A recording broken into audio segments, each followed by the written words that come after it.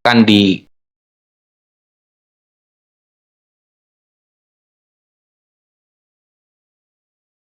justru nama yang disematkan manusia itu tidak kembali kepada dulu, bahwa orang-orang Yahudi dan murid-murid awal Yesus menyembah yang namanya Yehova. Seperti itu, Pak, pertanyaan saya. Baik. Monggo. Jadi pertama, Pak, nama Yesus itu telah ditetapkan sebagai satu-satunya nama di kolong langit ini yang olehnya semua manusia diselamatkan kalau berseru kepada nama itu sebagai nama di atas segala nama. Nama yang diyakini dapat menyelamatkan. Artinya bukan nama itu saja, di balik nama itu ada karya indah, agung dan mulia dalam penebusan manusia berdosa. Supaya, bukan, saya tidak pernah menggunakan penebus dosa manusia. Saya orang yang bertolak belakang dengan 99% narasi Kristen yang dibangun bahwa Yesus penebus dosa manusia. Saya mengatakan Yesus penebus manusia dosa. Bukan dosanya yang ditebus, tapi manusianya yang ditebus. Itu misi dibalik karya agung di Golgota. Nah, kenapa nama itu tetap dibawa sampai ke sorga? Karena nama itu telah dipatenkan, tidak ada nama lain. Nama yang dijanjikan kepada semua manusia, supaya barang siapa yang berseru kepada nama itu,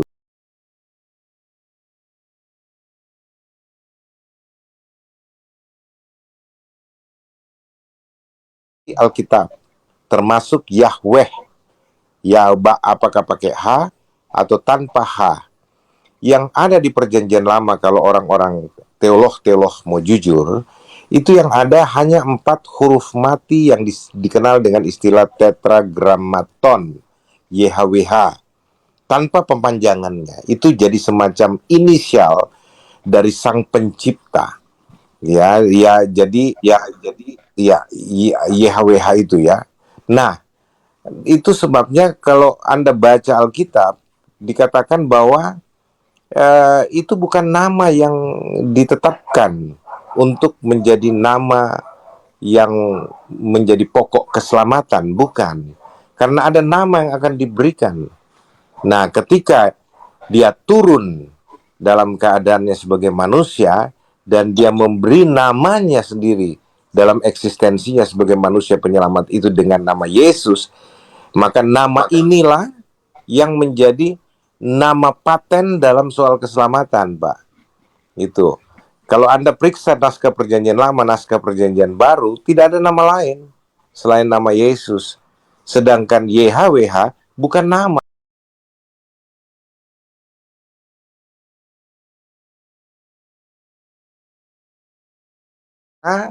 Orang tidak tahu bagaimana mengucapkannya sebenarnya. Nama itu tidak untuk diucapkan, tidak untuk diserukan. Makanya orang Israel asli, orang Ibrani, tidak berani memanggil dengan Yahweh, ya, tapi memanggilnya dengan Adonai. Adonai Elohenu, Adonai Echad. Seperti itu, bukan Yahweh. Belakangan itu muncul istilah itu untuk memudahkan penyebutan YHWH dalam berteologi. Tapi itu kemudian tidak disadari menjadi kerancuan bagi banyak orang. Nah, jadi seperti itu, Pak Ustadz. Kan gini, Pak, ya. Ketika Bapak menjawab bahwa nama Yesus adalah nama yang telah dijanjikan sebagai penebus manusianya, sehingga nama itu menjadi abadi sampai dituhankan, padahal di konsep awal Yohanes 1 nomor 1 itu justru yang menjadi otoritas yang utama itu bukan logosnya, Pak, yang akan diberi nama Yesus, tapi Allahnya. Jadi Coba kalau kita Anda melihat sebutkan konsep Yohanes awal, 1 ayat pasal 1 apa?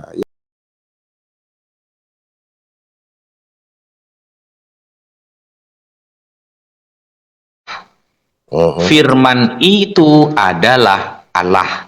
Nah, yang menjadi otoritas di sini adalah Allah. Allah memiliki firman.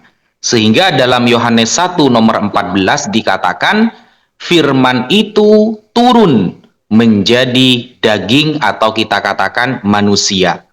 Jadi yang menjadi otoritas dalam penyembahan itu adalah Allah. Kalau kita melihat dalam 13 prinsip keimanan orang Yahudi, dari dulu sampai zaman murid-murid Yesus, ada istilah dalam Slosa Asal Ikarim, ya.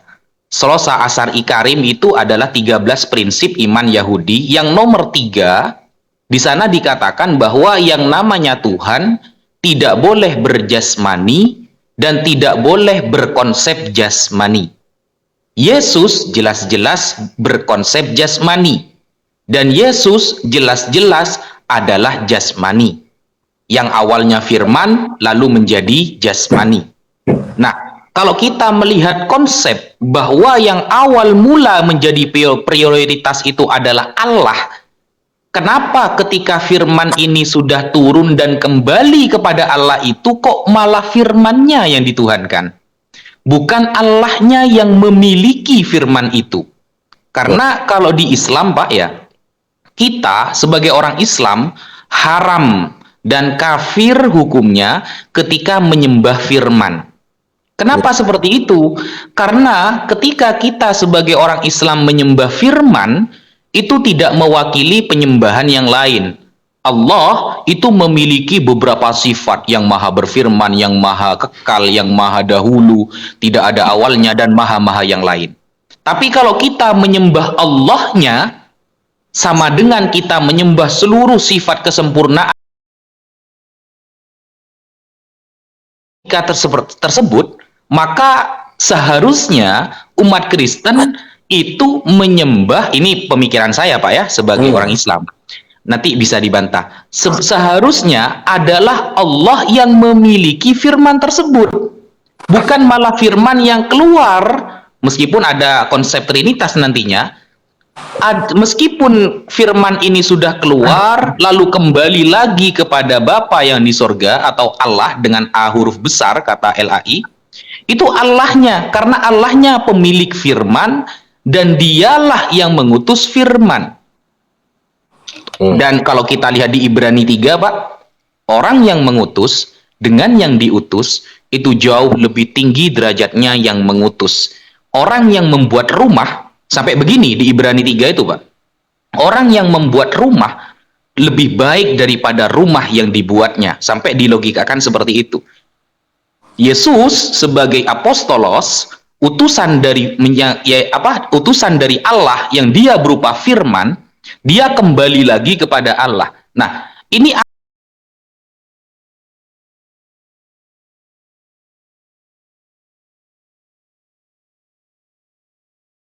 sempurnaan yang semuanya milik Allah itu. Oke. Gitu kira-kira, Pak. Lanjut.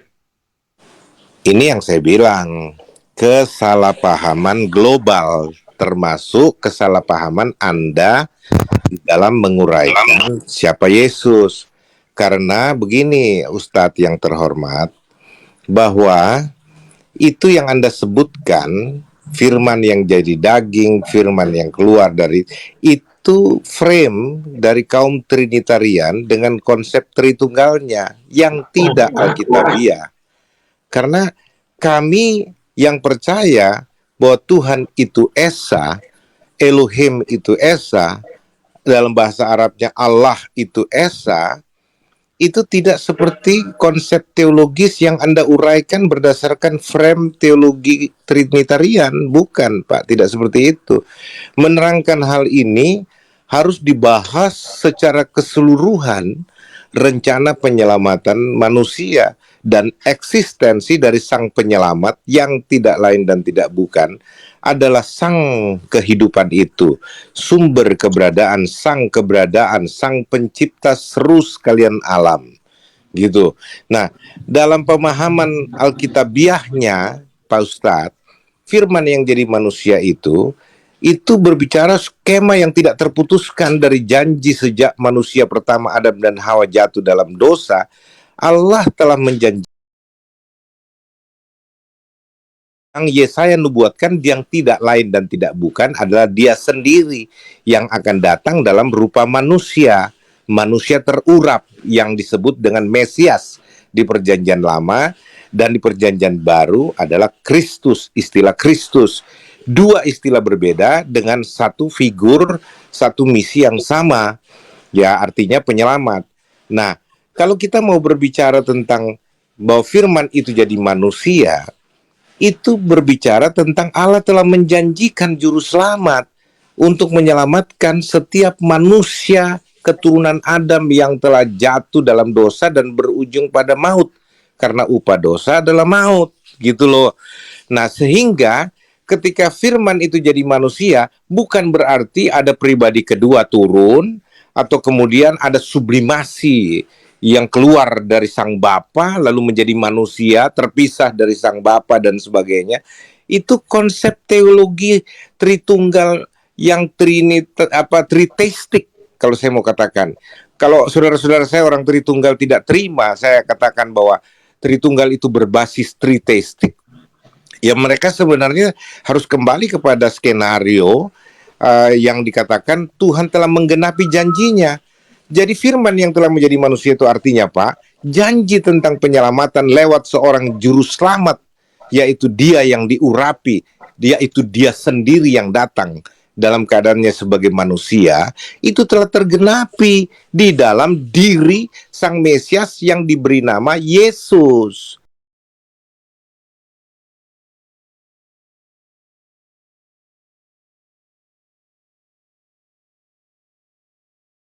Gitu Pak Ustadz. Oke, lanjut Bang Zuma, lanjut Bang Zuma. Oke, saya mau sapa dulu. Assalamualaikum warahmatullahi wabarakatuh, Bang Zuma.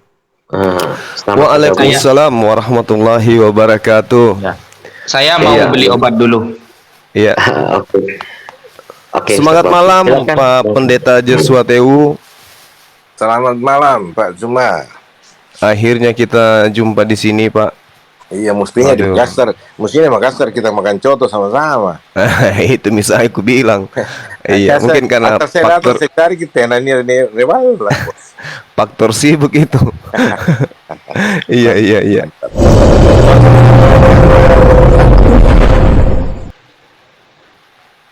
Iya. Tambah ini Pak Pendeta ya, inilah bagusnya kalau orang yang berilmu yang kemudian tampil di permukaan memberikan pencerahan kepada anak bangsa gitu ya, supaya kita semua itu bisa berdialog dengan baik, mendudukkan perkara kebenaran dua agama ini. Amin. Untuk menghindarkan adanya hujat menghujat antar anak bangsa kan gitu. Yes. Oke. Ya. Jadi begini Pak Pendeta, terkait dengan Islam Kristen kan,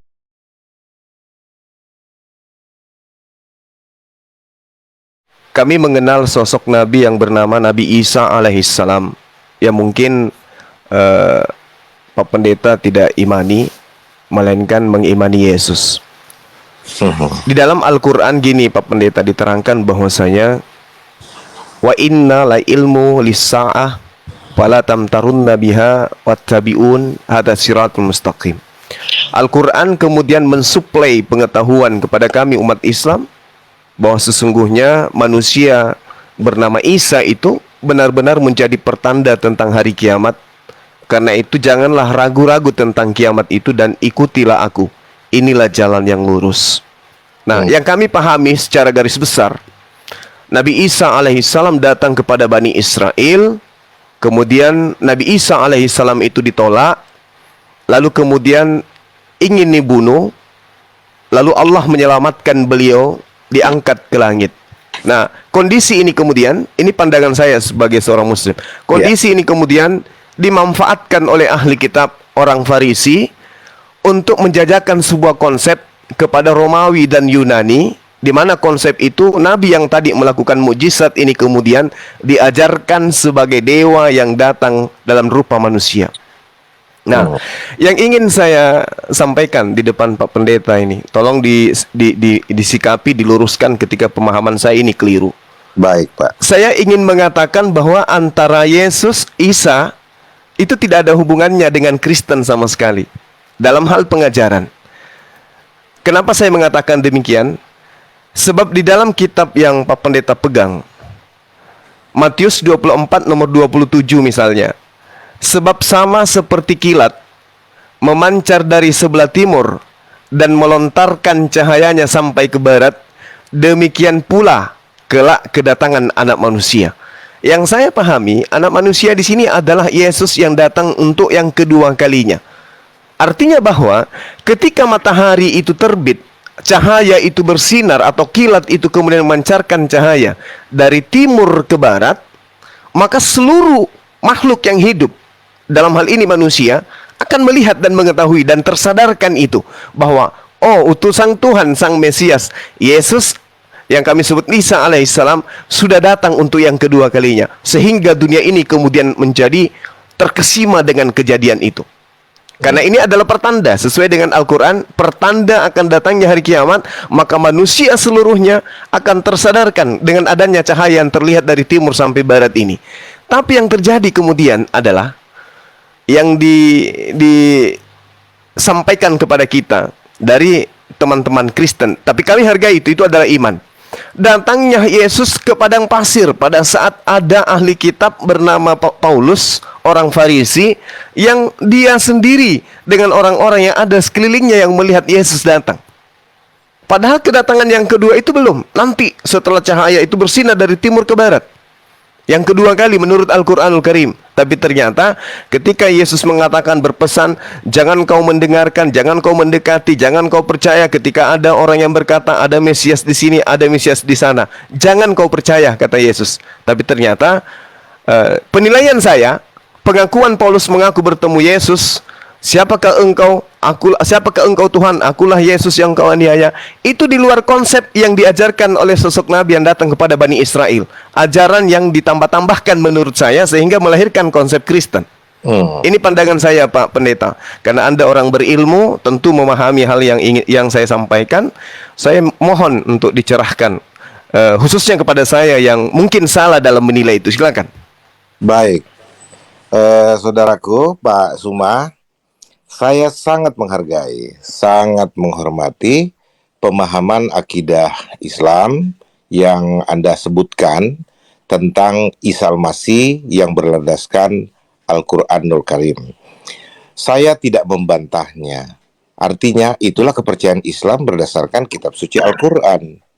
Nah, hanya jikalau Anda kemudian memparalelkan antara Al-Quran dan Alkitab seolah-olah itu satu warna, disinilah persoalan tafsirnya, bahwa apa yang Anda katakan atau dengan penuh rasa hormat, apa yang Anda kutipkan berdasarkan ajaran Al-Quran, itu tidak diajarkan oleh Alkitab. Iman Kristen berdiri di atas bukan mitos para Yahudi, ahli Taurat dan orang Farisi, bukan. Iman Kristen dibangun berdasarkan kitab suci Alkitab Perjanjian Lama sampai Perjanjian Baru. Kitab Kejadian pasal 1 ayat 1 sampai dengan Wahyu 22 ayat 21.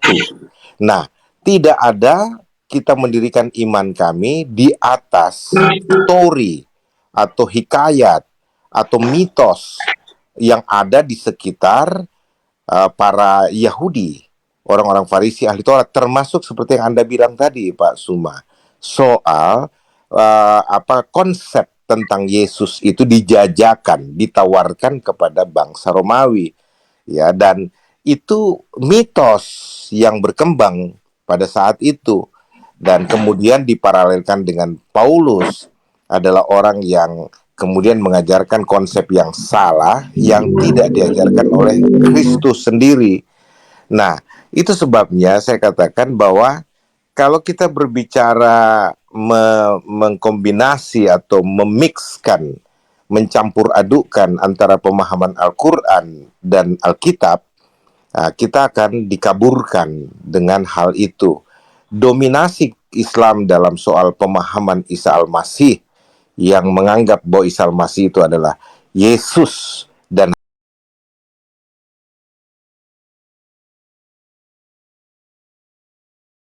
itu, saudaraku.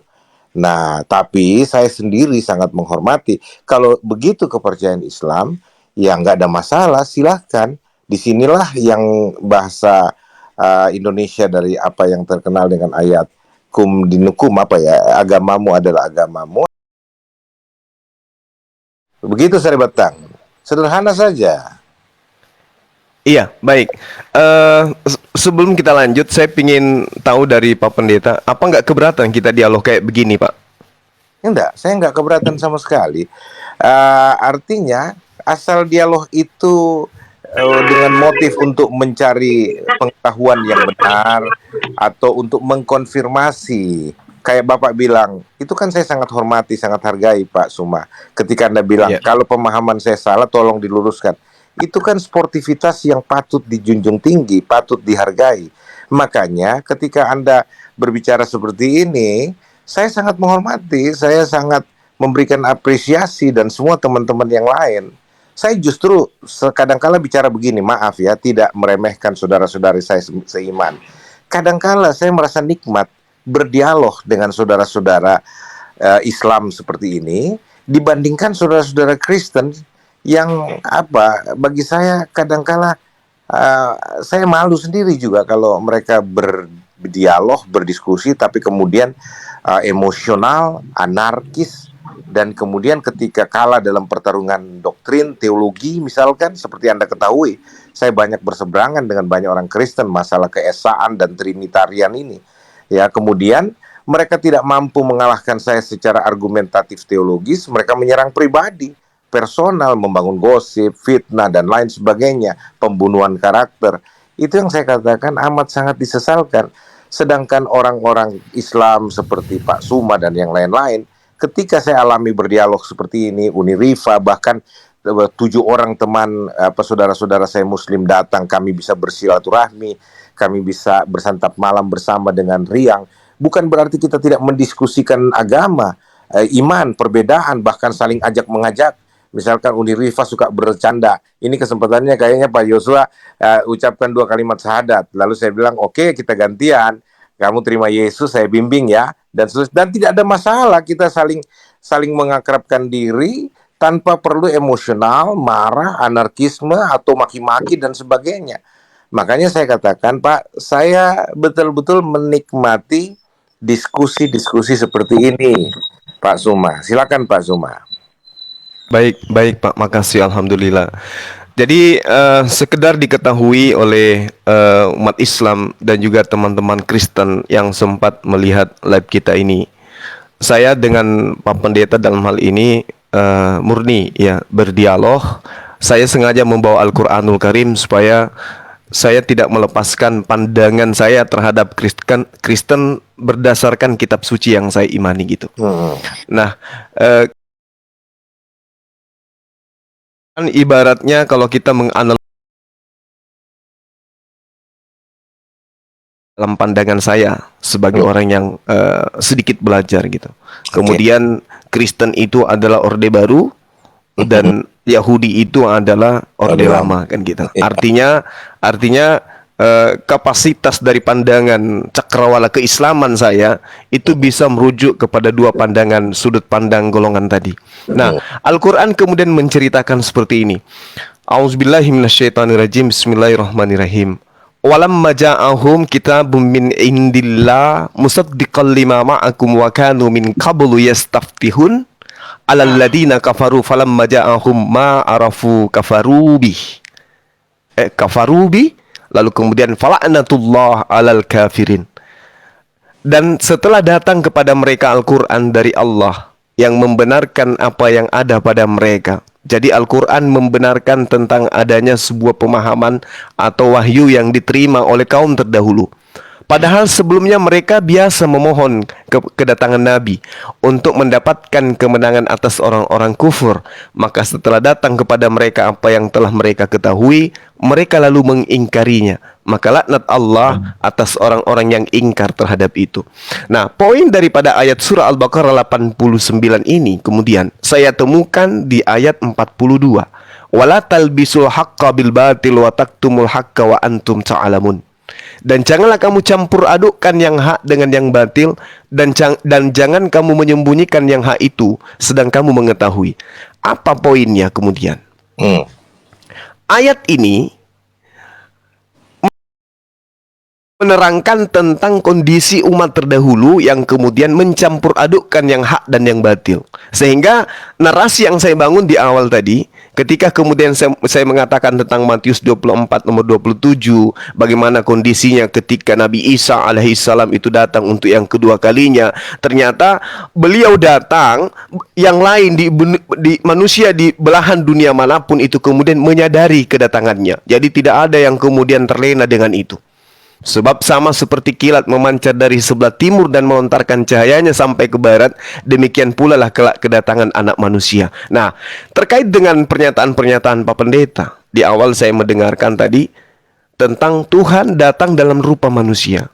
Nah, inilah yang saya katakan, mohon maaf yang sedalam-dalam. Inilah yang saya katakan bahwasanya adanya pertentangan keyakinan antara oknum yang kami sebut Nabi Isa alaihissalam, atau boleh saya setarakan sebagai Yesus dalam hal penyampai firman dan penerima firman, itu ketika datang kepada Bani Israel, sama sekali dia tidak pernah mengatakan dirinya seperti yang diimani oleh teman Kristen. Apakah Kristen itu salah? Menurut pandangan saya, Kristen itu tidak salah.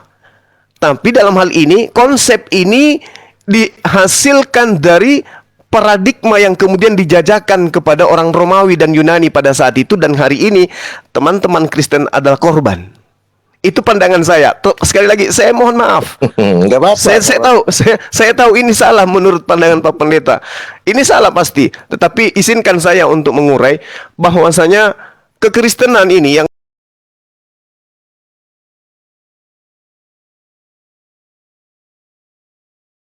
menyeberangi lautan dan menjelajahi daratan untuk mentobatkan orang-orang non-Yahudi masuk ke dalam agama yang kemudian dibuat oleh ahli kitab, sebagaimana yang diterangkan dalam Matius 23 nomor 15 itu. Karena Yesus acap kali begini, Pak. Saya bertahun saya mencari di mana titik celah membebaskan teman-teman Kristen dari apa yang kemudian Yesus sangkakan kepada ahli kitab. Saya mencari di mana saya bisa meloloskan ini dalam perspektif pandangan saya sendiri, bukan golongan ataupun kelompok. Saya melihat bahwa Yesus itu acap kali di dalam kitabnya teman Kristen meminta pengikutnya untuk waspada, waspada, waspada, waspada, waspada. Dan kisi-kisi kewaspadaan itu merujuk kepada orang ahli kitab. Sedangkan Kristen dihasilkan dari akar yang berakar dari ahli kitab. Lalu kemudian saya selalu mencoba untuk menyambung-nyambungkan antara konsep yang Yesus ajarkan kepada ahli kitab dengan ajaran Kristen hari ini. Tapi sama sekali saya tidak menemukan adanya korelasi itu, Pak. Yang ada pertentangan. Contoh nih, ketika Yesus mengatakan lebih mudah langit dan bumi itu lenyap daripada setitik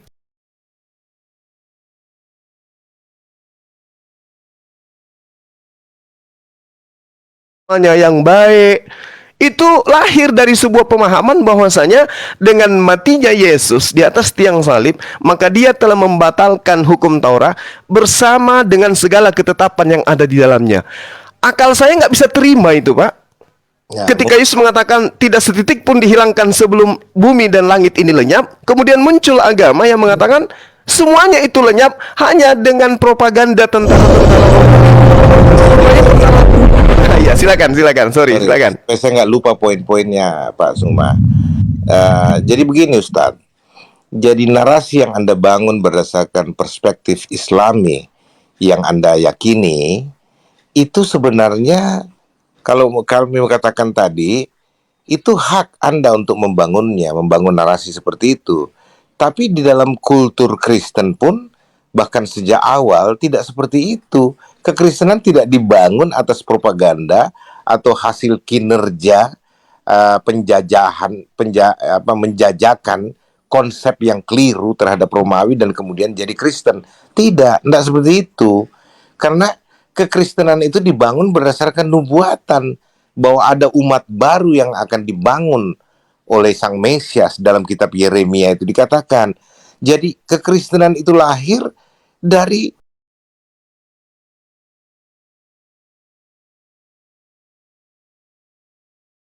di setiap negara yang punya aturan hukum yang berbeda. Bagi saya pribadi, kekristenan adalah soal relationship, hubungan pribadi antara Sang Pencipta dengan umat manusia yang telah jatuh ke dalam dosa lewat Kristus Yesus dengan karya penebusannya yang diajarkan oleh Alkitab, bukan hasil propaganda para ahli Taurat dan orang-orang Farisi, Pak Zuma. Dan ini tidak sama sekali sesuatu yang Anda campur adukan antara kutipan-kutipan ayat yang saya aminkan. Kalau kutipan ayatnya saya aminkan, tapi ketika Anda bangun narasi dari kutipan itu yang salah, Pak Zuma. Tidak seperti itu. Termasuk misalkan ya, bahwa kitab Taurat, hukum Taurat itu dibatalkan di Kolose 2:15 yang Anda maksud itu oleh kematian Kristus, dan itu tidak masuk di akal Anda. Karena saya bisa pahami, karena Anda tidak memahami dalam konteks holistik, keseluruhan karya penebusan, bahkan mulai dari janji penebusan itu sampai penggenapannya. Nah, kenapa hukum Taurat dibatalkan? Hukum Taurat itu dikatakan sebagai pengawal sampai yang benar itu datang, sampai iman itu datang, gitu loh. Nah, sekarang misalkan begini, Pak Suma, saya mau gambarkan, analogikan itu begini. Kalau yang mengawal ini digunakan sebelum dia tiba pada tujuannya, itu terus dibatalkan, itu salah. Tapi kalau misalkan yang mengawal ini sudah sampai kepada tujuannya, dia setelah menyelesaikan tugasnya dan tidak perlu lagi melanjutkan kawalan itu.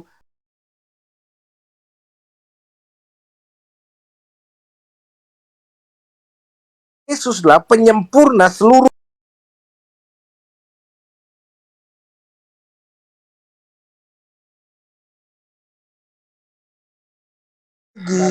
ya, itu hanya bayangan, hakikatnya adalah Kristus, Pak Zuma.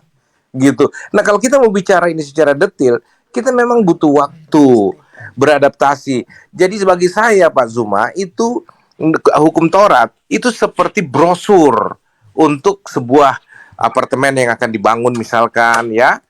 Brosurnya dikasih tahu ini sekian begini. Makanya seluruh hukum Taurat itu dengan tradisi simbolik, ibadah simbolik Israel itu kayak brosur bahwa Mesias yang akan digambarkan itu harus dijaga janji itu dengan ibadah-ibadah simbolik. Nah, ketika brosur tentang apartemen itu diedarkan, apartemen itu belum ada. Ketika apartemen itu sudah selesai dan menyerahkan kunci, brosurnya nggak dibutuhkan lagi, nggak perlu dilanjutin lagi, Pak Suma.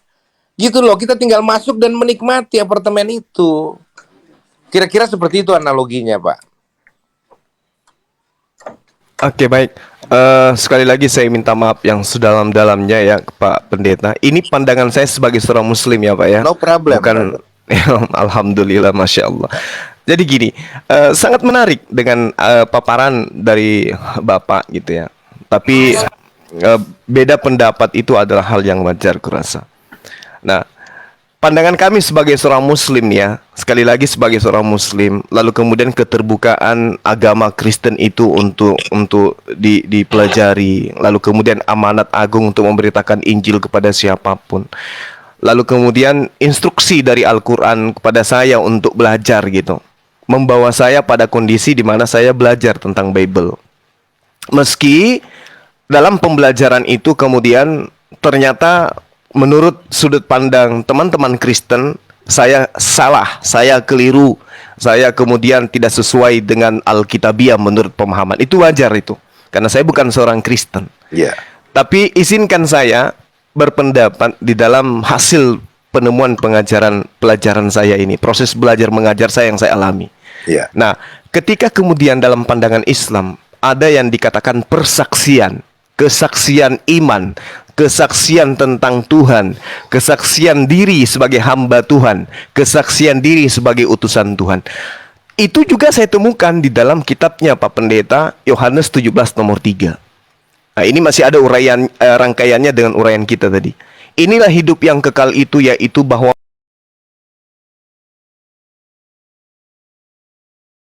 cerminan Taurat, kesempurnaan Taurat. Ada yang mengutus, ada yang diutus. Nah, lalu kemudian kalau saya mendefinisikan ini, memaknai ini dengan narasi keislaman saya, Yesus utusan Allah. Kalau kemudian saya mempersesikan syahadatainnya, la ilaha illallah Isa Rasulullah. Pandangan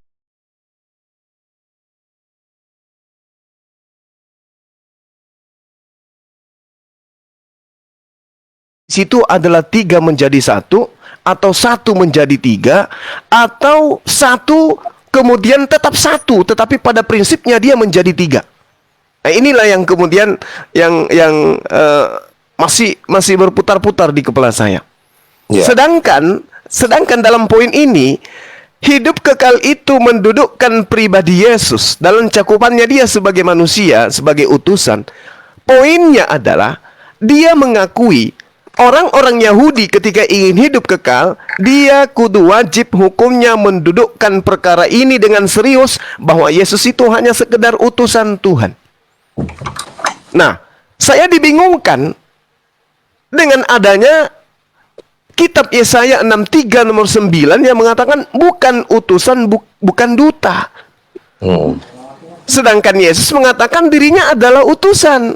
Lahir kemudian Kristen saudara saya yang mengatakan bahwa Yesus yang utusan itu adalah Sang Tuhan itu sendiri. Nah, disinilah saya menemukan sebuah dilema pada diri saya yang kemudian justru akan semakin menguatkan iman saya. Dan saya semakin cinta kepada Yesus. Gitu loh, gitu loh Pak Pendeta. Iya, menarik. Oke, silakan Pak Zuma. Ya, kalau pembahasan seperti ini kan memang sebenarnya memicu keinginan tahu kita lebih dalam satu dengan yang lain untuk belajar.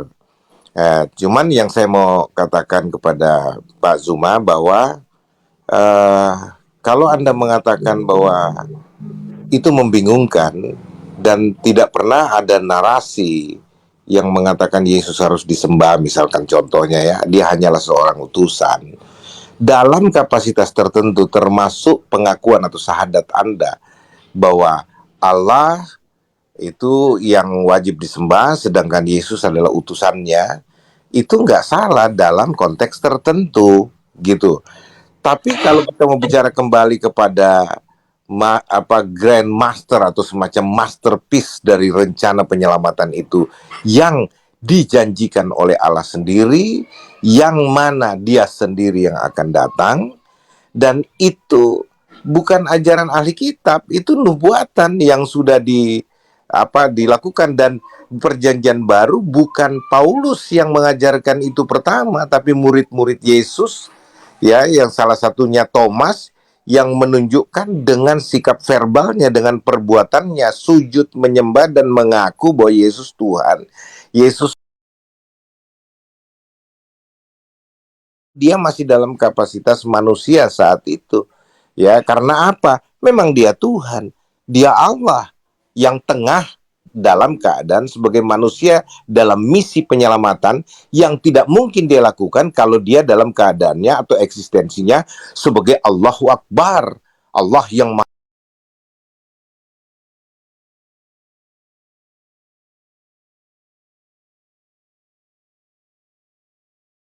Nah, kalau dia tidak dihanguskan, dia lebih panas dari matahari berbanding berapa juta kali misalkan.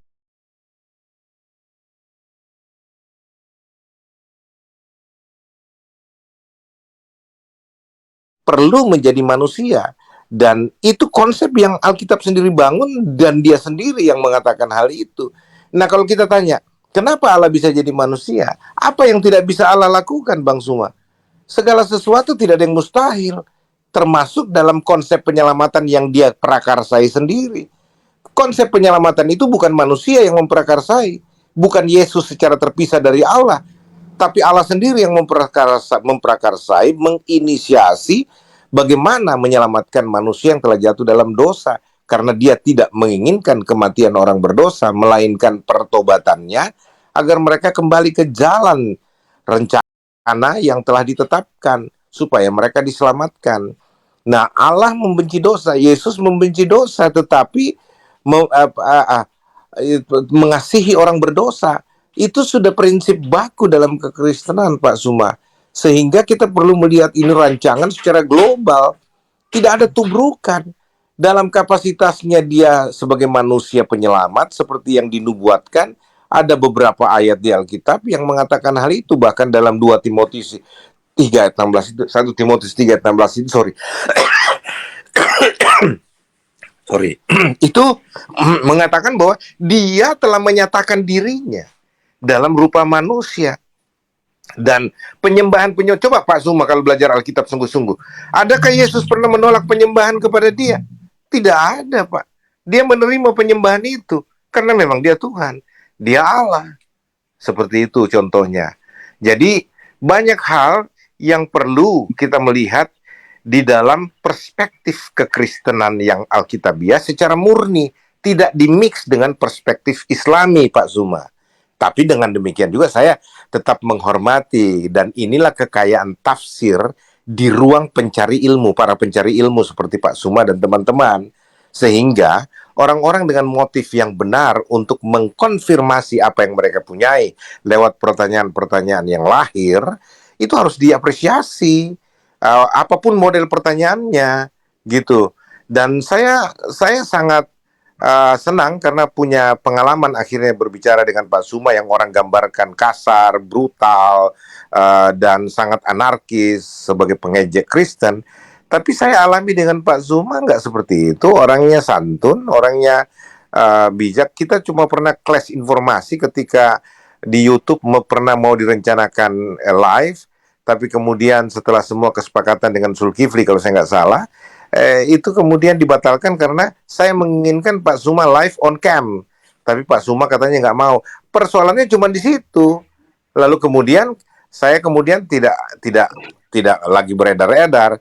Tapi ketika memang saya dalam kapasitas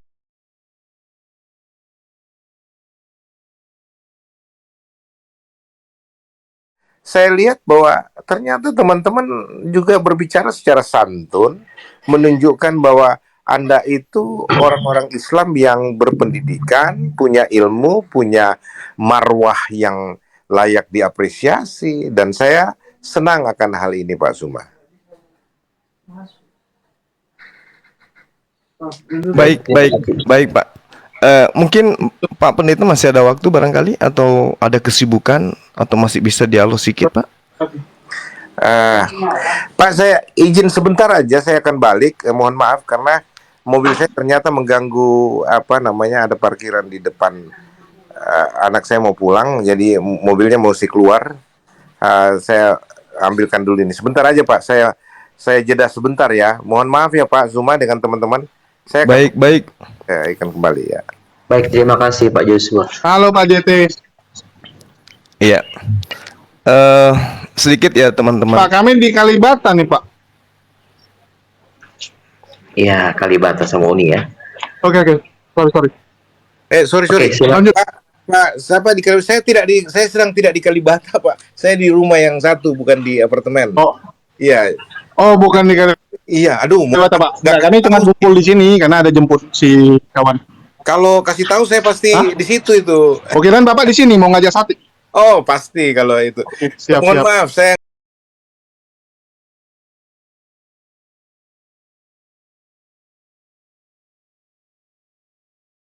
Silakan lanjut Bang Zuma.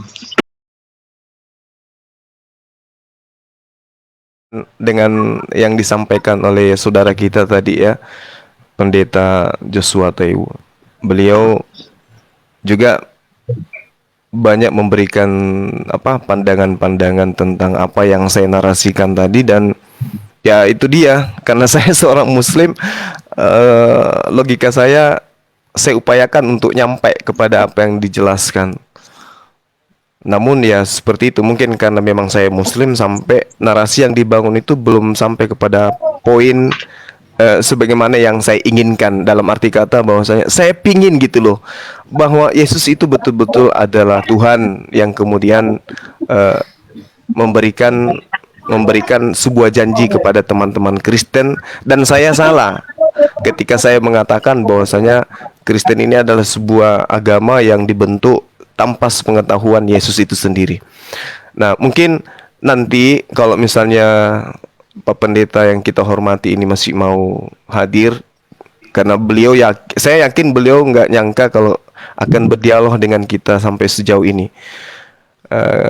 Bang Zuma, Iya, iya.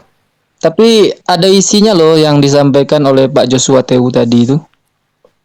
Ya gimana deh? Satu yang saya tangkap tadi yang berisi ya, bahwa PL atau perjanjian lama itu, Torah itu adalah brosur. Nah, ini yang paling saya ingat dari apa yang dia sampaikan tadi.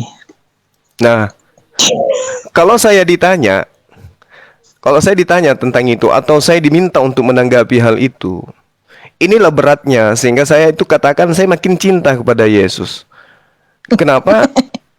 Ajarannya semakin kita telaah lebih jauh berdasarkan Bible, itu semakin bersentuhan dengan Al-Quran. Dan teman-teman Kristen ketika dia membangun sebuah narasi, melahirkan sebuah pemahaman yang saya pahami, bahwasanya semakin membuat jurang pemisah antara Kristen dengan Yesus itu sendiri. Contoh misalnya, ketika dikatakan Torah itu adalah brosur, kita melihat saya nih di dalam 1 Raja-Raja 2 nomor 3 misalnya, lakukanlah kewajibanmu dengan setia kepada Tuhan. Ini perintah. Hukumnya dalam Islam itu wajib. Segala sesuatu yang hukumnya wajib ketika ditinggalkan dosa. Perintahnya, lakukanlah kewajibanmu dengan setia terhadap Tuhan. Dengan hidup menurut jalan yang ditunjukkannya. Dengan tetap mengikuti segala ketetapan, perintah, peraturan, ketentuannya, seperti yang tertulis di dalam hukum Musa. Tapi saudara kita tadi mengatakan,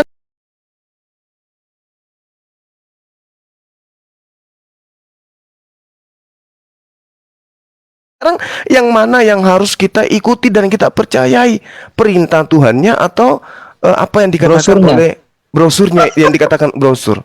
Sedangkan kalau kita berbicara, itu tadi yang berbicara adalah kitab di luar daripada yang dituliskan oleh Nabi Musa dalam pandangan teman Kristen. Lalu bagaimana yang dituliskan Musa misalnya di dalam Ulangan 11 nomor 1? Haruslah engkau mengasihi Tuhan. Wajib.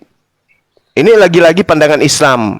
Kita kan bukan, mereka sahabat kita ini kan bukan Islam. Jadi cara pandang kita menyikapi sebuah perintah dengan mereka mungkin berbeda.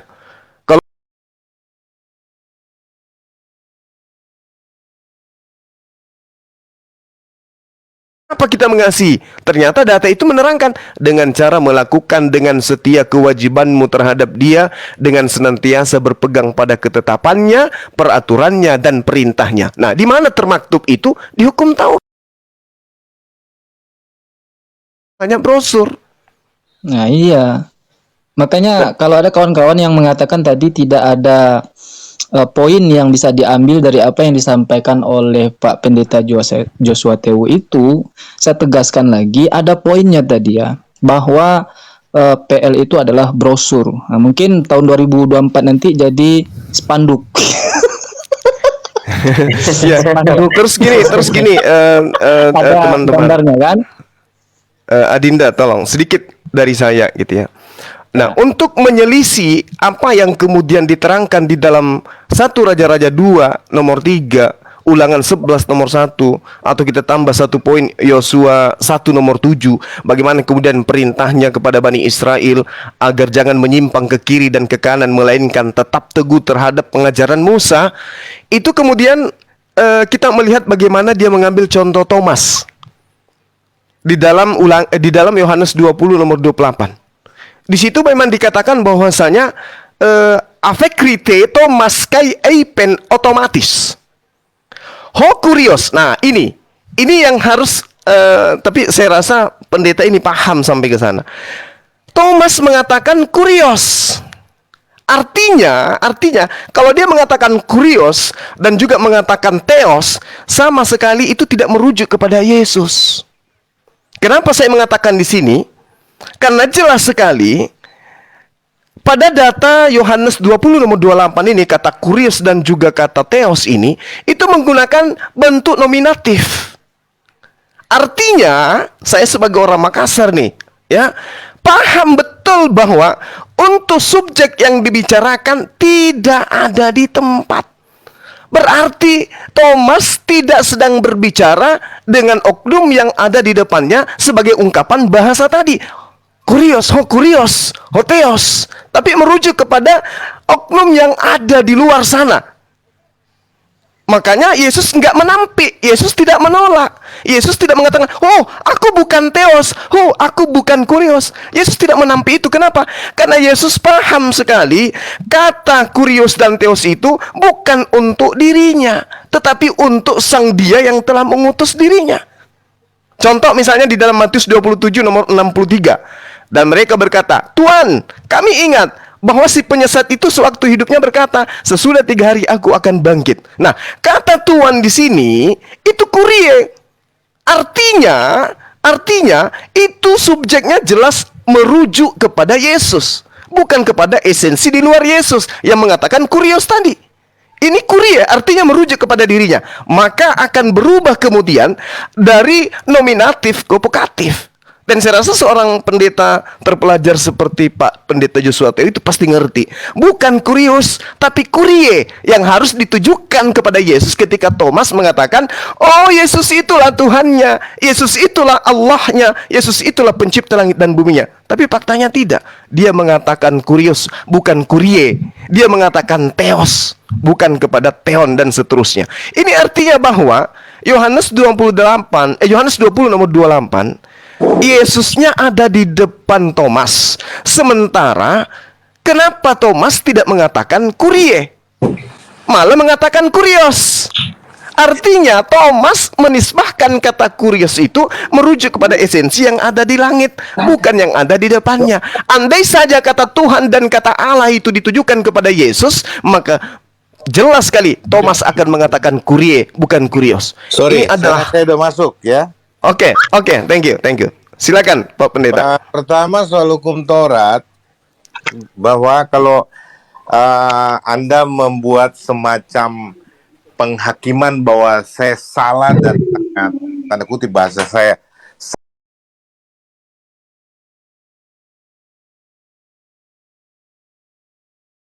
kan publik, Pak Suma, bahwa Anda tidak bisa memaksakan perspektif Islami untuk diterima dalam perspektif Kristen yang mengatakan bahwa hukum Taurat punya masa berlaku sampai pada Kristus datang. Setelah itu bukan lagi hukum Taurat pemberlakuannya, tapi hukum kasih. Dan perintah itu harus dilakukan sampai yang dinubuatkan dalam hukum Taurat itu tiba, yaitu Yesus. Dan sejak itu tidak lagi menggunakan prinsip perjanjian lama. Anda mengatakan bahwa Al-Quran adalah semacam buah reformasi. Artinya Al-Quran yang harus dirujuk. Nah sekarang kalau saya bicara bahwa perjanjian baru ajaran Yesus itu merupakan ukuran, bukan lagi perjanjian lama, kok Anda tidak bisa terima? Itu pemaksaan seperti ini yang saya katakan menyesatkan publik, Pak Suma, dengan penuh hormat ya. Anda mengatakan soal narasi yang Anda bangun tentang penyembahan Thomas, dan Anda mau mengatakan bahwa konsep pemahaman kami salah. Alkitab yang dihasilkan dalam terjemahan bahasa Indonesia oleh para pakar di Lembaga Alkitab Indonesia itu bukan pakar ecek-ecek, Pak Suma. Tapi itu orang-orang yang sudah teruji kepakarannya di seluruh dunia yang berkumpul dalam keahlian masing-masing, ahli sejarah, ahli arkeologi, ahli bahasa, dan sebagainya. Bukan tidak bisa mengukur bahwa apa yang dihasilkan dalam Alkitab perjanjian Alkitab dalam bahasa Indonesia, teks bahasa Indonesia itu salah dan harus kembali ke bahasa aslinya. Anda tidak punya hak itu, Anda tidak punya dasar kepakaran seperti itu, Pak Suma.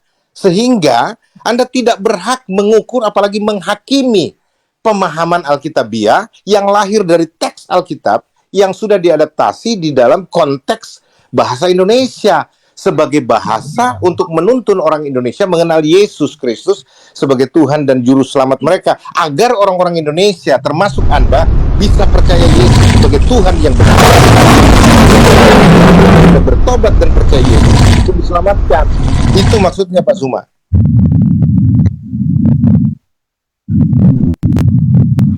Baik, baik. Terima kasih Pak Pendeta. Sekali lagi saya minta maaf. Itu narasi internal yang kubangun tadi setelah Pak Pendeta keluar dari sini sejenak. Ya, bukan di depan Pak Pendeta. Namun ternyata Pak Pendeta itu nyimak. Jadi gini Pak. Kenapa saya mengatakan itu? Bukan dilandaskan kepada Al-Quran. Kalau landasannya kepada Al-Quran itu tadi, wala talbisul haqqa bil batil wa taktumul haqqa wa antum ta'lamun.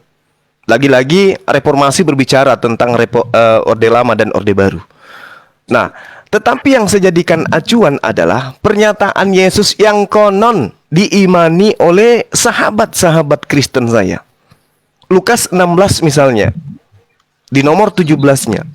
Lebih mudah langit dan bumi lenyap daripada satu titik dari hukum Taurat itu batal. Kalau kita menarasikan secara bahasa jangan Indonesia, dipotong Pak Zuma, itu belum selesai ayat itu. Sampai semuanya digenapi. itu kalau yang sudah digenapi, Pak. mohon maaf Pak. Yesus. Gitu Itu yang tertulis di dalam Matius 5. Yang saya baca ini Lukas 16 nomor 17. Itu berbeda datanya, Pak. Kalau di Matius 16 nomor 17 itu hanya sampai kepada kata eimi, atau kata yang kemudian disebut de, atau disebut dengan kata dalam bahasa Yunani itu fipto. Coba Fipto itu aja. batal. Sebutkan dalam bahasa Indonesia-nya. Bapak baca bahasa Indonesia supaya semua orang juga dengar. Iya, lebih mudah langit dan bumi lenyap daripada setitik dari hukum Taurat itu batal. Berakhir pada kata pipto dalam bahasa Yunani. Jadi tidak ada kelanjutannya di ayat 17 nomor Lukas 16 itu, Pak. Yang Anda maksud 16, itu adalah Matius 5 gitu. Satu-satu Iya. Pak, supaya saya jelaskan langsung. Lukas 16 Oke. Nomor 17. ayat 17, oke. Baik. Saya lihat dulu, oke. Lebih mudah langit dan bumi lenyap daripada satu titik dari hukum Taurat batal. Oke. Terus Matius 5 ayat 18 padanannya.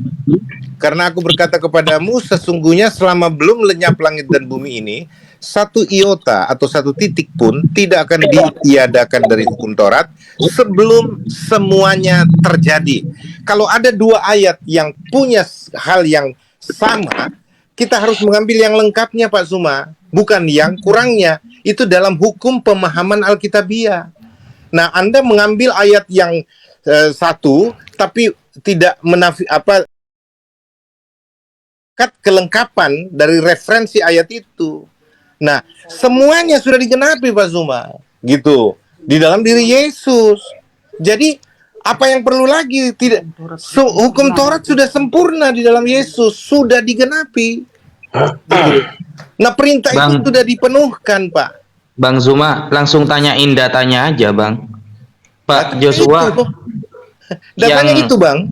Enggak, sampean tadi mengatakan kalau ada dua ayat berbeda, satu lengkap dan satu itu kurang, harus pakai yang lengkap. Itu datanya pakai apa gitu? Apakah ada ilmunya? Matius 5 ayat 18 itu, Pak. Matius 5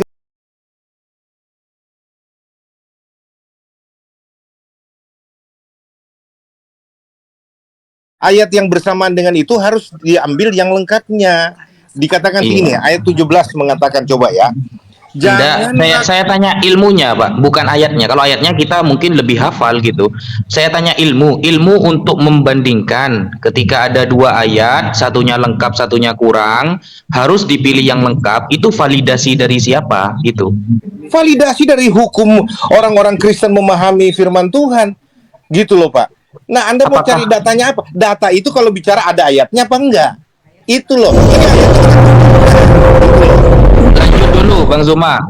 Setelah kalau ini ambil ayat yang hanya sebagiannya, padahal ada ayat lain yang menerangkan itu, ya, padanannya, itu tidak lengkap, Pak. Itu tidak fair namanya. Lanjut dulu, Bang Zuma. Setelah ini saya minta waktu. kok bisa nggak lengkap gitu? Aneh juga gitu. Kok Kok waktu ada- kanonisasi Bukan begitu kok Julius, bukan tidak lengkap. kenapa nggak disingkirkan saja? Kan karena ada ini kesempatan kan saat kanonisasi untuk menyaring mana yang masuk. Oh, tidak begitu cara berpikirnya. Karena apa? Injil Matius ditulis oleh orang berbeda, Injil Lukas ditulis orang berbeda dengan persepsi perspektif yang berbeda, tetapi muatannya, kontennya sama. Itu melengkapi, itu namanya menyempurnakan. Yang Tapi satu saat kanonisasi menerangkan yang kan- lain. Setuju. Tapi waktu kanonisasi kan ada kesempatan Pak untuk menyaring Pak. Anda nggak Kanonisasi mengerti. itu kan tujuannya adalah menyaring mana yang masuk, mana jadi tidak gini, masuk. Ngerti apa- Kalau jadi dirasa gini, ini tidak lengkap, apa ya yang udah tinggalin. dimaksudkan dengan kanonisasi. Pengkanonisasi Jadi gini, itu bukan berbicara tentang apa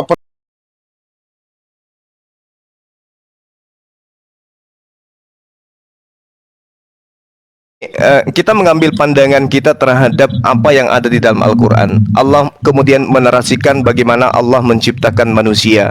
Di ayat yang satu mengatakan dari tanah, di ayat satu mengatakan dari air. Kita anggaplah seperti itu fenomena yang terjadi pada malam hari ini. Jadi kita nggak boleh mengatakan kenapa nggak dihilangkan aja, karena itu nggak lengkap. Mungkin tadi narasinya oleh Pak Pendeta itu, ketika saya membacakan Lukas 16 nomor 17, Pak Pendeta dia memikirkan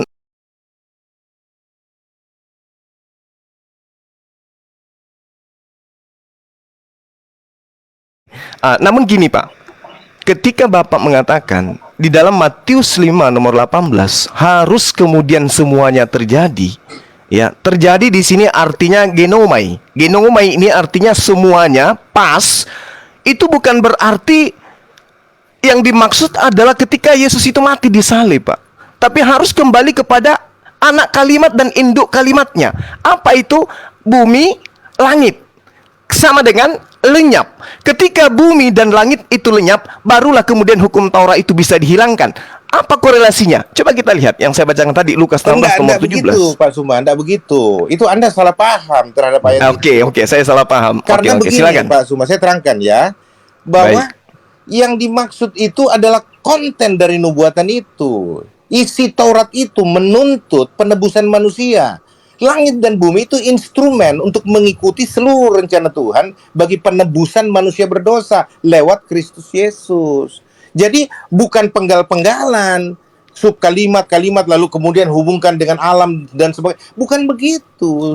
Semua berbicara tentang satu konsentrasi rencana Tuhan bagi penyelamatan manusia, di mana semua instrumen dunia ini harus mengikuti itu. Itu loh. Dan itu sudah digenapi oleh Yesus secara sempurna. Oke. Baik. Sedikit lagi dari saya, Pak Pendeta. Silakan. Saya sangat menghargai ya. Saya nambahi Bang ya, setelah ini Bang. Iya, saya sangat menghargai itu. Lagi-lagi saya mengatakan saya berdiri di sini hanya sebagai seorang Muslim, bukan sebagai seorang Kristiani yang kemudian menyelisih pendetanya, bukan. Jadi ketika ada pandangan yang berbeda itu wajar. Jangan menjadikan kemudian seperti saya dengan teman-teman Kristen lainnya itu nyahut-nyahutan oleh karena adanya tendensi saling ingin mengunggulkan argumentasi. Oh, tidak, Karena tidak. Bapak adalah seorang pendeta yang saya hormati. Gini Pak, ketika Bapak mengatakan hal yang Bapak ucapkan terakhir tadi, Yesus itu menggenapi dan menggenapi, sehingga dunia harus tahu seperti apa kemudian ini. Tapi yang saya temukan sebagai seorang Muslim di dalam belajar Bible, Yesus datang, dia menjajakan keselamatan itu hanya dengan mentaati perintah Tuhan. Bahkan Pak, yang saya temukan di dalam Matius 8 nomor 4, Yesus itu justru memerintahkan orang melakukan persembahan seperti persembahan Nabi Musa. Dan tidak pernah kemudian dia mengatakan persembahan seperti yang diimani teman Kristen. Malah nih, terakhir dari saya, malah nih Pak, ketika kita melihat pernyataan iblis di dalam Matius 4, ketika dikatakan ada tertulis Tuhan akan mengirim malaikat untuk menantang engkau ketika engkau itu adalah anak Theos, ya, ada tertulis bahwa dia akan menantang engkau di tangannya agar kakimu tidak terantuk kepada batu. Saya sebagai orang yang belajar, saya selidiki kitab Bapak dan akan diutus oleh Tuhan untuk mengirim, menantang anak Tuhan di tangannya supaya kaki anak Tuhan ini tidak terantuk kepada batu. Betul iblis ini.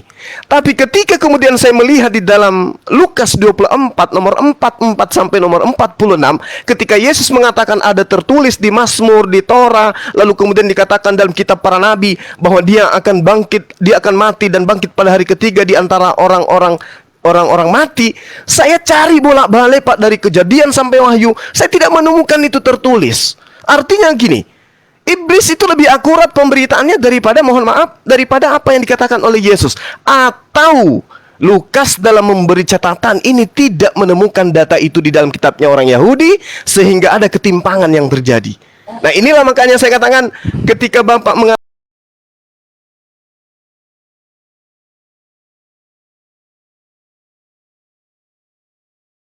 kecuali dari iman Kristen yang harus saya hormati, yang saya harus junjung tinggi bahwa itu adalah konsep keyakinan, nggak boleh diganggu gugat. Tapi dialog itu harus tetap dibangun. Saya kira begitu Pak Pendeta dari saya. Lukas 24 nomor 44 sampai nomor 26 itu mungkin besok hari atau lusa atau tahun depan Pak Pendeta masih mau berdialog dengan saya. Sekiranya data itu sudah bisa disajikan, agar kiranya saya menggugurkan konsep yang saya imani, yang saya pahami tentang agama saudara-saudara saya. Demikian Pak, silakan. Baik, baik. Tenang Pak Pendeta ya.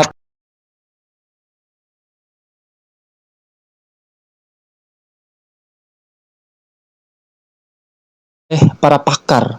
Betul, di Kristen itu banyak pakar. Misalnya Yusuf Manubulu itu pakar Bukan tipu-tipu. dibuat dalam pengertian apa ya, itu diterjemahkan oleh berbagai pakar berdasarkan keilmuan mereka masing-masing, bukan dibuat beda lagi persepsi nanti kalau Oke, sekarang baik. dibuat. Maka karena terlalu banyak pakar di dalam Kristen, makanya kitab-kitab Anda itu Pak banyak kontradiksi. Salah, Anda Ya, salah. ada kontradiksi yang sederhana, premis yang berpikir biasa, ada Anda pula yang salah, serius. Pak. Premis berpikir Nah, Anda contoh salah. misalnya seperti ini ya. Tidak, Maaf Pak tidak usah Pendeta. dilanjutkan karena sudah salah cara berpikir Anda. Bukan para pakar yang buat Alkitab, itu yang buat Alkitab.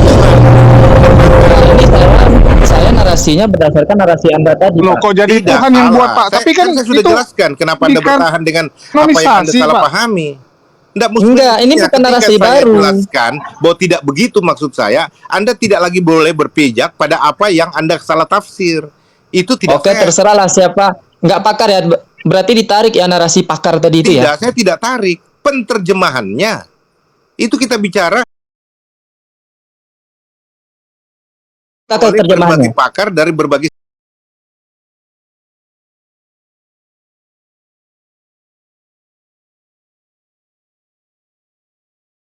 Kita ke terjemahannya Pak ya.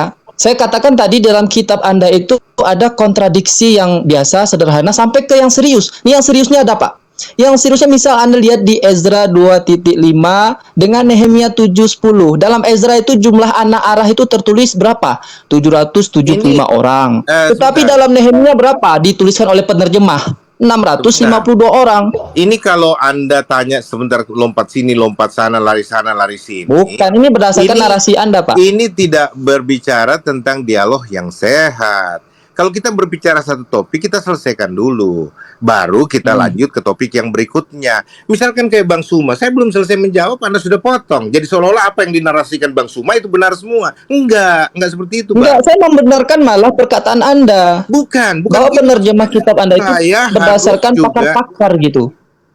Saya harus menjelaskan dulu. Misalkan contoh Matius 8 ayat 4 itu. Lalu Yesus berkata kepadanya, "Ingatlah, jangan engkau memberitahukan hal ini kepada siapapun, tetapi pergilah perlihatkan dirimu kepada imam dan persembahkanlah persembahan yang diperintahkan Musa sebagai bukti bagi mereka." Ini Bang Suma tarik secara linear apa yang harus diselesaikan dalam konteks hukum Taurat, lalu kemudian memaksakan orang-orang Kristen melakukan.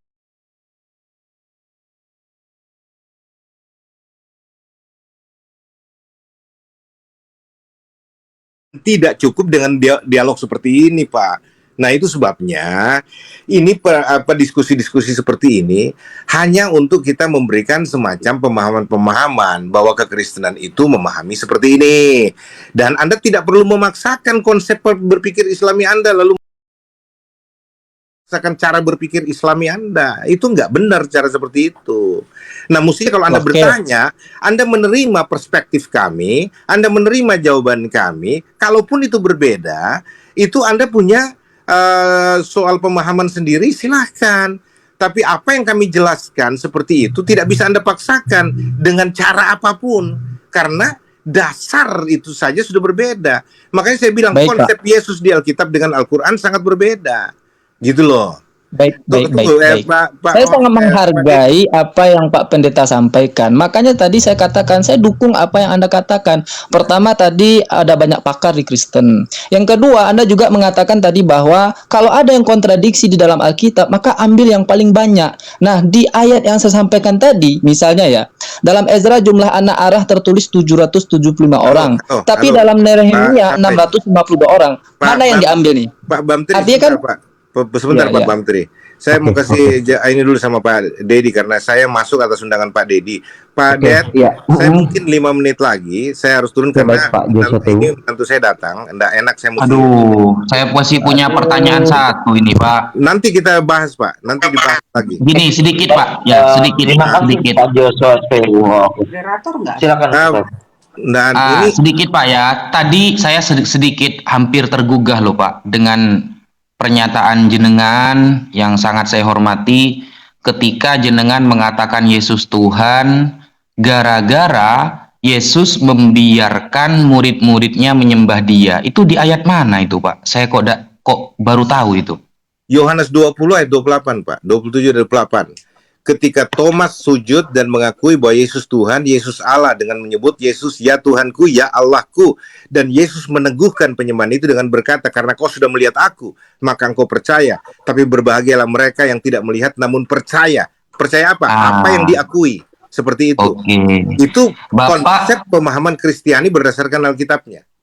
Oke, tidak apa-apa, Pak. Itu sangat saya hormati jawaban jenengan, Pak. Oke. Bapak Pendeta Jesua pernah baca original teksnya nggak, Pak? Yunaninya? Saya mau kasih tahu, tidak ada gunanya Anda mau menyeret soal baca teks aslinya atau apanya semuanya. Karena semua bahasa Indonesia ini dalam terjemahan Alkitab itu bersumber dari bahasa asli yang sudah dikomunikasikan oleh para pakar bahasa di Lembaga Alkitab Indonesia yang kami Oke. percayai, yang sudah mewakili kontekstualisasi berpikir untuk orang-orang Indonesia bisa memahaminya. Konteksnya adalah bahwa orang bisa dibawa kepada pengenalan akan Tuhan secara baik dan benar, dan juru selamat tunggal selain Yesus tidak ada. Temanya itu. Siap. Kalau Anda Siap, meluas ke segala macam, itu nggak ada gunanya. Kalau Anda bilang begini, Oke. harus bahasa asli. Tidak semua orang Arab percaya Al-Quran. Padahal itu Oke, bahasa asli dari Bapak. Al-Quran, dari bahasa Arab. Contohnya, orang Ibrani, bahasa perjanjian lama. Tidak semua orang Ibrani percaya Yesus, percaya Yahweh misalkan. Soalnya- Itu pun Yunani. Jadi tidak ada korelasinya pertanyaan Anda, Pak. Soalnya gini, Pak, kalau kita sampai tidak tahu bahasa aslinya, meskipun sudah diterjemah para pakar, ini akan menyebabkan miskomunikasi, Pak. Maksudnya miskomunikasi begini loh, Pak. Komunikasi bagaimana, Gini, Pak? Berarti gini, saya Anda jelaskan, juga harus bentar. meragukan terjemahan Al-Quran. Bentar, Pak ya, saya jelaskan ya. Begitu perkembangannya, Pak. Ini Pak.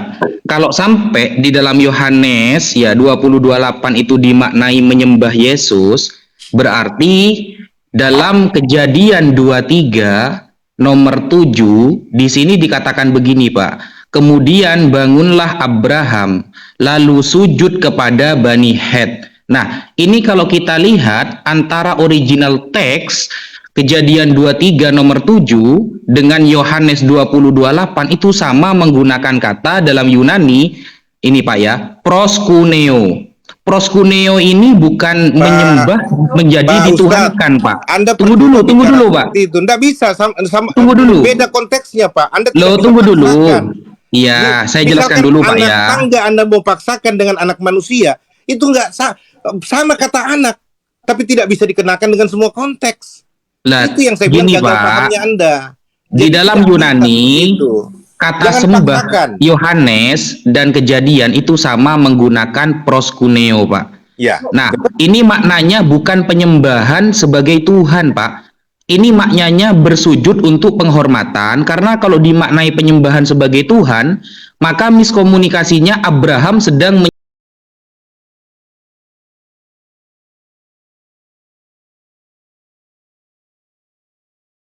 Seperti itu Pak. Tidak bisa Anda mengeneralisasi kata proskuneo untuk semua konteks.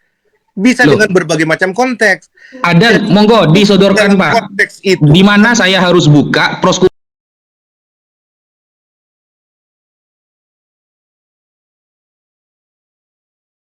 seperti itu dalam memparalelkan semua ayat-ayat seolah-olah itu satu linear, seperti yang Anda bilang bahwa Maryam ibu Yesus itu adalah saudara Maryam ibu Yesus itu adalah saudaranya Harun. Itu kan beda konteks, beda sejarah, tapi Anda paksakan di Al-Qur'an seperti itu. Contoh ini contoh. Saya cuma minta data apa yang harus saya buka bahwa Yunani proskuneo itu bisa bermakna sujud.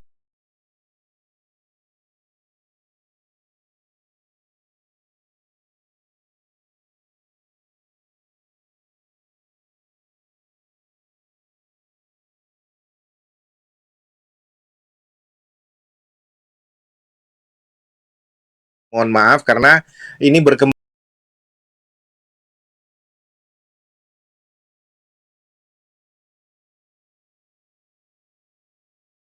Nanya di sini Iya. saya mewakili adik-adik saya Bang Suma, mengucapkan banyak terima kasih. Saya juga Sama-sama. mengucap seperti ini semata-mata hanya untuk bertukar pemahaman Ya, betul saja. betul. Gitu. Iya, betul, Dan benar Pak. no Ya, personal feeling ya, no hard feeling. Yes. Terima kasih oke. Pak Thank you. Joshua. Terima kasih ya, Sering-sering Pak. mampir ke sini ya Pak Joshua ya. Baik. Terima kasih Pak Baik. Joshua, mohon maaf Pak Sama-sama. ya. Sama-sama Pak. Iya. Saya juga mohon Sering-sering maaf. ke sini Pak. Nih, siap. Kita bisa ngobrol lebih jauh nanti ya. Oke. Oke, Mohon maaf, baik harus Pak. Oke, Baik. mantap. sekarang, Pak. Iya. Terima Sehat kasih. selalu Pak Pendeta. Baik, baik. Sama-sama Bang Suma, Tuhan berkati. Sama-sama. Shalom. Iya, siap.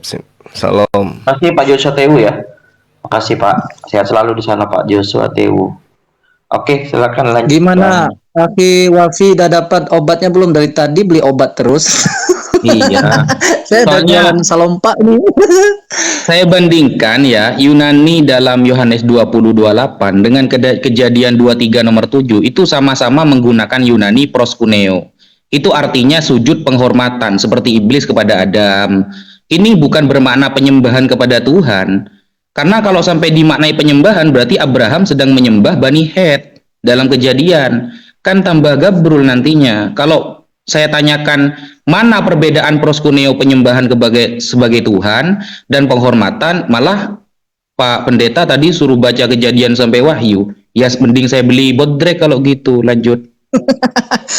Akhi Edi, admin bisa nggak diundang si Mikana ke sini? Bisa nggak? Nggak bisa Mikana diundang, nggak mau dia, Uti aja. Ini Rifa masuk Mikana. Uti mau? Saya lagi masuk Bang Tri, Uni mau coba masuk, dia udah janji kemarin. Kata dia kalau Uni masuk ke room dia naikkan Uni selama 15 menit, tanya 3 pertanyaan. Ini lagi antri ini di tempat Mikana dol-dol. Aku rindu kali dengar ketawanya si Mikana ini yang kayak misteri Gunung Merapi itu.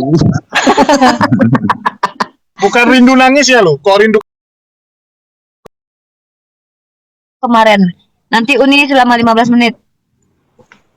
Ya. Kalau Bang Tri mau ikutlah di belakang Uni antri yuk. Nanti 3 menit 15 menit kita bertanya 3 pertanyaan. Oke, siap. Gitu ya. Bang Tri di belakang Uni aja. Dibatasi Ya. memang 15 menit aja. macam dokter Ini spesialis anak aja dia. baru Iya. nyoba TikTok nih. Baru nyoba TikTok, ternyata seru juga ya ngetawain Oten di sini. Iya. Ada satu ikan naik nih, thank you Braxton. Iya, kirain di YouTube doang yang enak ngetawain Oten-Oten ini, Mana? ternyata di YouTube lebih seru lagi. Oke, Ya. selamat malam, thank you Braxton, selamat gabung. Selamat malam bro. Ya malam, malam. Iya, suaranya kecil. Suaranya kecil itu. Oh, Aduh, ya, malam. headsetnya mungkin bisa dilepas atau